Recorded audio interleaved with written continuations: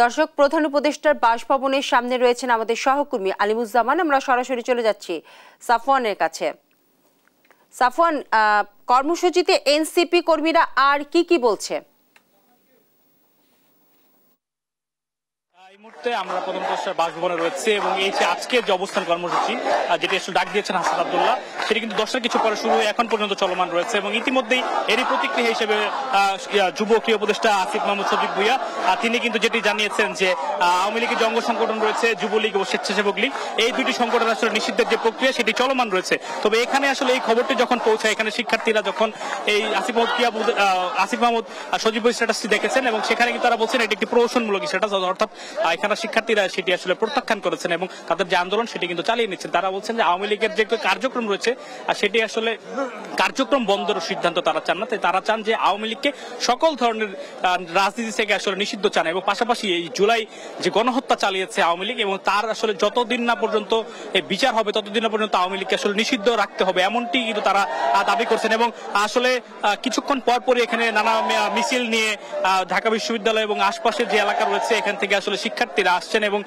হাসনাত আব্দুল্লাহর সাথে আসলে তারা যুক্ত হয়েছেন এবং জুলাই ঐক্য নামে একটি সংগঠন রয়েছে, তারাও কিছুক্ষণ আগে তাদের একটি বড় মিছিল নিয়ে তারা এই প্রধান উপদেষ্টার বাসভবন যমুনার সামনে এসে উপস্থিত হয়েছে এবং তারাও কিন্তু আসলে ঠিক একইভাবে তারা আন্দোলন করছেন। তারাও যে দাবিটি তুলছেন যে আওয়ামী লীগের যে কার্যক্রম বন্ধ সেটি কিন্তু তারা আর মেনে নিবে না, অর্থাৎ আওয়ামী লীগের কার্যক্রম বন্ধ তারা চান না, তারা আওয়ামী লীগের নিষিদ্ধ চান। কিছুক্ষণ আগে আসলে হাসনাত আব্দুল্লাহ তিনি আসলে এখানে যারা উপস্থিতি রয়েছে তাদের উদ্দেশ্যে আসলে বক্তব্য দিচ্ছিলেন।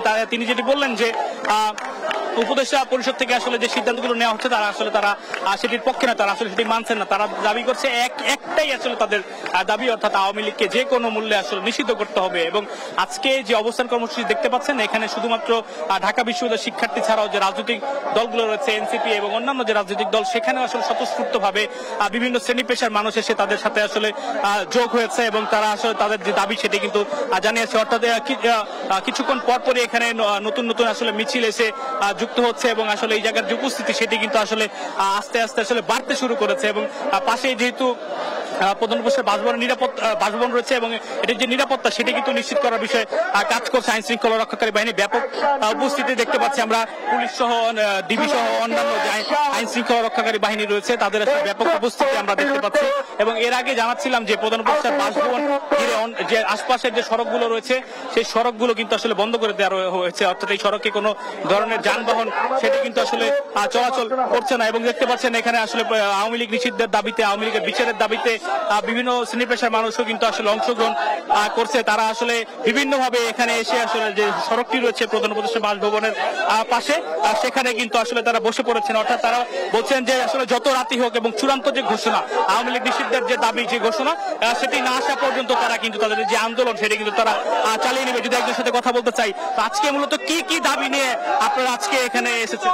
আমাদের আজকে প্রধান দাবি হলো আওয়ামী লীগ নিষিদ্ধ করা এবং আওয়ামী লীগের যত অপকর্ম করেছে এবং বিশেষ করে 24-এ 2013 পিলখানা সহ যতগুলো হত্যাকাণ্ড সংঘটিত হয়েছে এর সাথে যারা যেভাবে জড়িত সরকারি কর্মকর্তা, পুলিশ, সেনাবাহিনী সবাই দ্রুত বিচার হবে এবং যারা অপরাধী বিভিন্ন গণহত্যার সাথে জড়িত তারা যেন দেশ ছাড়তে না পারে তাদের জন্য বিচার হয় এবং যারা বাইরে আছে যারা চলে গেছে তাদেরকেও যেন যেভাবেই হোক দেশে দ্রুত ফিরিয়ে এনে তাদের জন্য বিচার কার্যকর করা হয়।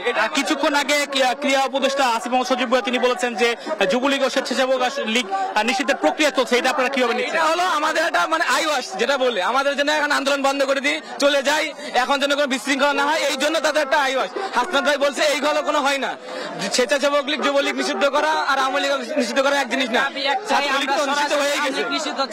আর তারা কিন্তু যেটি বলছিলেন যে তাদের দাবি কিন্তু স্বেচ্ছাসেবক লীগ বা যুবলীগ নিষিদ্ধ নয়, তাদের দাবি হচ্ছে আওয়ামী লীগকে নিষিদ্ধ করা। এবং তারা যে যুব ক্রীড়া উপদেষ্টা আসিফ মাহমুদ সজীব ভুইয়া তার যে স্ট্যাটাসটি দিয়েছে কিছুক্ষণ আগে সেটিকে কিন্তু বলছে একটি আইওয়াস, অর্থাৎ এই যে আজকে যে আন্দোলনটি শুরু হয়েছে আওয়ামী লীগ নিষিদ্ধের দাবিতে আন্দোলন সেটি বন্ধ করার জন্য একটি আইওয়াস হিসেবে তারা দেখছেন, অর্থাৎ তারা সেইটি আসলে তারা প্রত্যাখ্যান করে আন্দোলনটিকে আসলে।